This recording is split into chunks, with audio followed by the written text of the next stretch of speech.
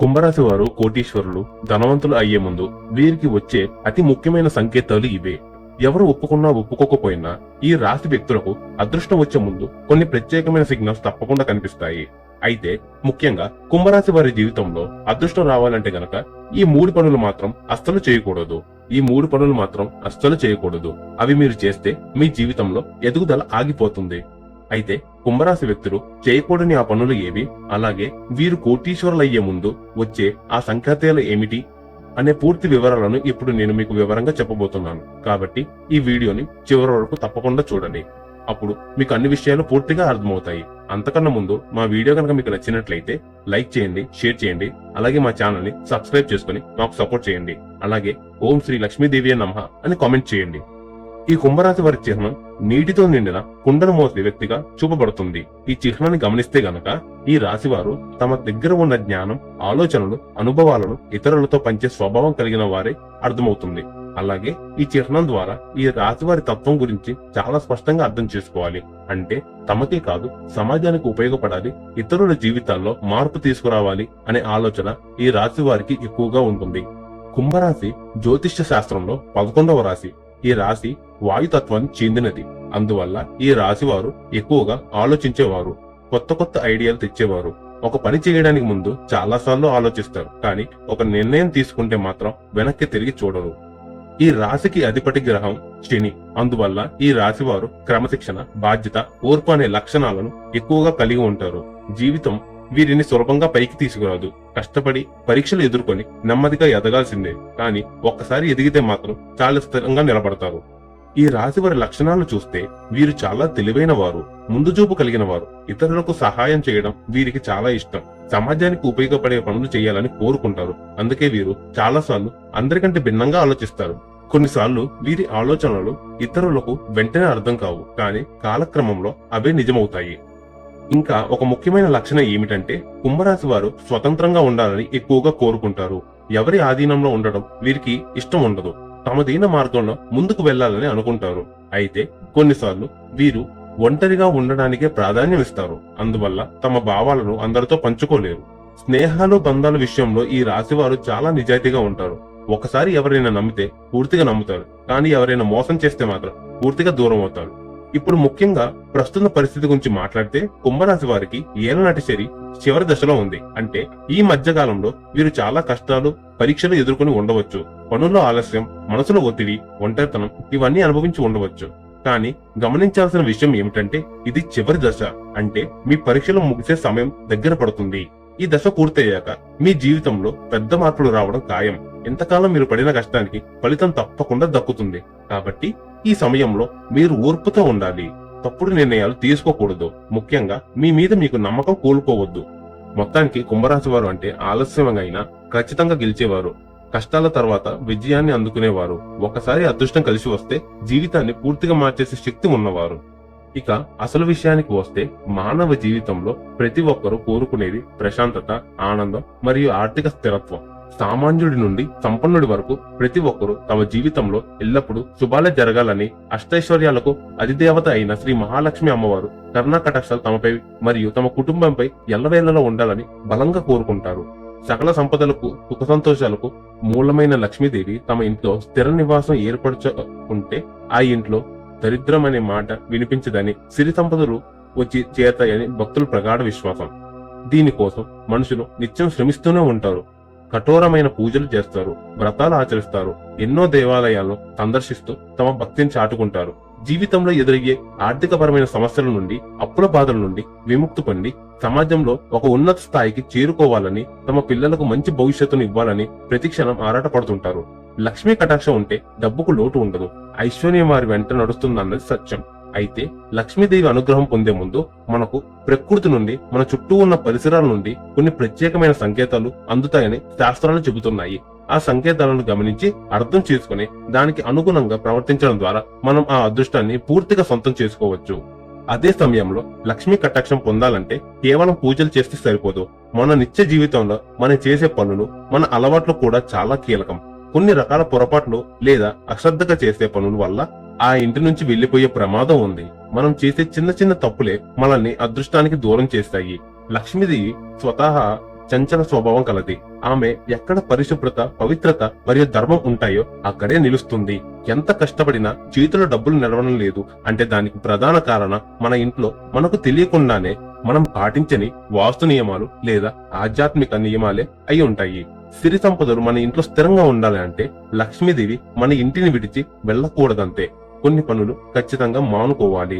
అందులో ముఖ్యమైనది చీపురు వినియోగం. హిందూ ధర్మశాస్త్రం ప్రకారం చీపురును సాక్షాత్ లక్ష్మి స్వరూపంగా భావిస్తారు. ఎందుకంటే ఇది ఇంటిలోని దుమ్మును, ధూళిని, దారిద్ర్యాన్ని బయటకు పంపి ఇంటిని శుభ్రంగా ఉంచుతుంది. కాబట్టి చీపురును ఎప్పుడు గౌరవించాలి. పొరపాటున కూడా చీపురును కాళ్ళతో తన్నకూడదు లేదా చీపురును దాటుకొని వెళ్ళకూడదు. ఇలా చేయడం లక్ష్మీదేవిని అవమానించడం అవుతుంది. చీపురును ఉంచే ప్రదేశం విషయంలో కూడా చాలా జాగ్రత్తలు పాటించాలి. చీపురును ఎప్పుడు ఇంటికి వచ్చే అతిథులకు లేదా బయట వారికి కనిపించేలా పెట్టకూడదు. దీనిని ఒక నిర్ణీత ప్రదేశంలో ఎవరికంటా పడకుండా దాచి ఉంచాలి. ముఖ్యంగా చీపురును ఎప్పుడూ నిలబెట్టి ఉంచకూడదు. నిలబెట్టిన చీపురు ఇంటి అరిష్టాన్ని సూచిస్తుంది మరియు అది దరిద్రానికి, గొడవలకు కారణమవుతుంది. ఇలా చేయడం అంటే శనిదేవుడిని ఇంటికి ఆహ్వానించినట్టే అని పెద్దలు చెబుతారు. అలాగే పడక గదిలో మంచం కింద, హాల్లో సోఫా కింద లేదా భోజనం చేసే డైనింగ్ టేబుల్ కింద చీపురును పెట్టడం అత్యంత దోషం. ఇలా చేయడం వల్ల ఇంట్లో సంపాదించిన డబ్బు ఏమాత్రం నిలబడదు. అనవసరమైన ఖర్చులు, అనారోగ్య సమస్యలు తలెత్తుతాయి. ముఖ్యంగా వంటగదిలో చీపురును ఉంచడం వల్ల అన్నపూర్ణదేవికి కోపం వస్తుంది. తద్వారా ఆహార కొరత ఏర్పడే అవకాశం ఉంటుంది. ఈ రాశికి చెందిన వారు లేదా అదృష్టాన్ని కోరుకునే ఎవరైనా సరే ఈ చీపురు నియమం తూచా తప్పకుండా పాటించాలి. అదే విధంగా ఆహారం విషయంలో కూడా మనం చాలా జాగ్రత్తగా ఉండాలి. అన్నం పరబ్రహ్మ స్వరూపం అని మన పెద్దలు చెబుతారు. మనం కష్టపడి సంపాదించేది జానెడు పొట్ట నింపుకోవడానికే. అటువంటి ఆహారాన్ని వండుకున్న తర్వాత లేదా వడ్డించుకున్న తర్వాత వృధా చేయడం, పారేయడం మహాపాపం. అన్నాన్ని వృధా చేస్తే అన్నపూర్ణదేవి మరియు లక్ష్మీదేవి ఇద్దరూ ఆగ్రహిస్తారు. తిండి గింజలను ఎవరైతే అగౌరవపరుస్తారో వారి ఇంట్లో సిరి సంపదలు నిలవవు. ఆహారాన్ని వృధా చేయడం అంటే మన ఇంటి నుండి లక్ష్మిని మనమే స్వయంగా బయటకు పంపించినట్లు లెక్క. కాబట్టి ఆహారాన్ని వడ్డించేటప్పుడు మరియు తినేటప్పుడు ఎంతో గౌరవ భావంతో ఉండాలి. ఒక్క మెతుకును కూడా వృధా చేయకూడదు. ఒకవేళ మిగిలితే ఆకలితో ఉన్న ఇతర జీవరాశులకు లేదా పేదవారికి పెట్టాలి తప్ప చెత్తబుట్టలో వెయ్యకూడదు. ఈ నియమాన్ని పాటిస్తే ఇంట్లో ధాన్యానికి ఎప్పుడు లోటు ఉండదు. ఈ రాశి వ్యక్తులు లేదా ఎవరైతే లక్ష్మీ కటాక్షాన్ని కోరుకుంటున్నారో వారు కష్టపడే తత్వాన్ని కలిగి ఉంటారు. కేవలం సంపాదించడమే కాకుండా సంపాదించిన దానిలో ఎంతో కొంత భాగాన్ని సమాజహిత కోసం, లేని వారి కోసం ఖర్చు చేయాలి. దానం చేయడం వల్ల పుణ్యం పెరుగుతుంది మరియు పూర్వజన్మ పాపాలు, దోషాలు నశిస్తాయి. ముఖ్యంగా పేదవారికి అన్నదానం లేదా వస్త్రదానం చేయడం వల్ల విశేషమైన ఫలితాలు కలుగుతాయి. మన చేతి మీదుగా 10 మందికి సహాయం చేస్తే ఆ 10 మంది ఆశీస్సులు మనకి రక్షగా నిలుస్తాయి. దాన ధర్మాల వల్ల నవగ్రహ దోషాలు కూడా తొలగిపోతాయని జ్యోతిష శాస్త్రం చెబుతుంది. ఇక పూజా విధానానికి వస్తే లక్ష్మీదేవిని ప్రసన్నం చేసుకోవడానికి ఎర్రటి పూలు అత్యంత శ్రేష్టమైనవి. చాలా మంది సాధారణంగా దొరికే తెల్లటి పూలతో పూజిస్తుంటారు. కానీ అమ్మవారికి ఎరుపు రంగు అంటే అమితమైన ఇష్టం. మందార పూలు, ఎర్రటి గులాబీలు లేదంటే బంతి, చామంతి వంటి పూలతో అమ్మవారిని అలంకరించి పూజిస్తే ఆమె త్వరగా కరుణిస్తుంది. ఎరుపు రంగు శక్తికి, సౌభాగ్యానికి ప్రతీక. కాబట్టి ప్రతి శుక్రవారం లేదా మంగళవారం అమ్మవారికి ఎర్రటి పుష్పాలతో అర్చన చేస్తే అతి త్వరగా లక్ష్మీ కటాక్షం సిద్ధిస్తుంది. మీ ఇంటికి అదృష్టం రాబోతుంది అనడానికి ప్రకృతి కొన్ని ముందుగా సంకేతాలు ఇస్తుంది. వాటిలో ముఖ్యమైనది బల్లి. సాధారణంగా బల్లిని చూస్తే భయపడతాం, కానీ శాస్త్రం ప్రకారం ఇంటి గోడ మీద ఒకసారి 3 బల్లులు కనిపిస్తే అది లక్ష్మీదేవి రాకకు బలమైన సంకేతం. అది అత్యంత అరుదైన దృశ్యం. కాబట్టి అలా కనిపిస్తే మీ కష్టాలు తీరిపోయి సుఖ సంతోషాలు రాబోతున్నాయని అర్థం చేసుకోవాలి. అలాగే పక్షులు మీ ఇంటి ఆవరణలో గూడు కట్టుకోవడం కూడా చాలా మంచి శకునం. పక్షులు ఎక్కడైతే సురక్షితంగా భావిస్తాయో అక్కడ సానుకూల శక్తి ఉంటుంది. అటువంటి గూళ్లను పొరపాటును కూడా తొలగించకూడదు. వాటికి హాని తలపెట్టకూడదు. అలాగే చీమల కదలికలు కూడా భవిష్యత్తును సూచిస్తాయి. ఇంటి పరిసరాల్లో నల్ల చీమలు గుంపులు గుంపులుగా ఒక వరుస క్రమంలో వెళ్తుంటే అది ఐశ్వర్యానికి సంకేతం. త్వరలో మీకు అకస్మాత్తుగా ధనలాభం కలుగుతుందని అర్థం. అదే ఎర్ర చీమలు కనిపిస్తే మాత్రం కాస్త జాగ్రత్తగా ఉండాలి. అవి గొడవలకు లేదా ధన నష్టానికి సూచనలు కావచ్చు. నల్ల చీమలకు పంచదార లేదా ఆహారం వేయడం ద్వారా శని దోషాలు తొలగిపోతాయి. కేవలం బయట ప్రపంచంలో కాకుండా మన కళల ద్వారా కూడా దైవం మనకు సంకేతాలు పంపిస్తుంది. కొన్ని రకాల కళలు వస్తే మీకు అదృష్టం పట్టబోతుందని అర్థం. ఉదాహరణకు కళలో తులసి మొక్క కనిపించడం లేదా తులసి మొక్క చుట్టూ బల్లులు ఉన్నట్లు కనిపిస్తే సాక్షాత్తు లక్ష్మీదేవి మీ ఇంటికి రాబోతుందని సంకేతం. అలాగే చేతిలో విపరీతంగా దురద పెట్టినట్లు అనిపిస్తే చేతికి పెద్ద మొత్తంలో డబ్బులు అందబోతున్నాయని అర్థం. కళలో పాము కనిపించడం సాధారణంగా భయాన్ని కలిగిస్తుంది, కానీ కొన్ని సందర్భాల్లో అది శుభ సూచికం. ముఖ్యంగా 2 తలల పాము కళలో కనిపిస్తే అది విపరీతమైన రాజయోగాన్ని, అదృష్టాన్ని సూచిస్తుంది. అలాగే కళలో గుడ్లగూబ, ఏనుగు, శంఖం, చీపురు లేదా గులాబీ పూలు కనిపించడం ఐశ్వర్య ప్రాప్తికి నిదర్శనాలు.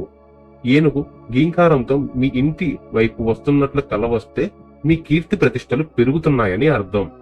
చివరగా ఈ రాశి వ్యక్తులు లేదా ఎవరైనా సరే పైన చెప్పిన నియమాలను పాటిస్తూ తప్పులను సరిదిద్దుకొని ముందుకు సాగితే జీవితంలో అద్భుతమైన మార్పులను చూస్తారు. కోటీశ్వరులు కావాలనే కోరిక నెరవేరాలంటే దైవానుగ్రహంతో పాటు మన ప్రవర్తన కూడా ముఖ్యం. చీపురు, నీరు, ఆహారం విషయంలో జాగ్రత్తలు తీసుకుంటూ దాన ధర్మాలు చేస్తూ ప్రకృతి ఇచ్చే సంకేతాలను గమనిస్తూ ఉంటే లక్ష్మీదేవి కటాక్షం ఖచ్చితంగా లభిస్తుంది. ఎప్పుడైతే మీలో భక్తి, శ్రద్ధ మరియు క్రమశిక్షణ ఉంటాయో అప్పుడు లక్ష్మీదేవి మీ ఇల్లు వైకుంఠంలో భావించి స్థిర నివాసం ఉంటుంది.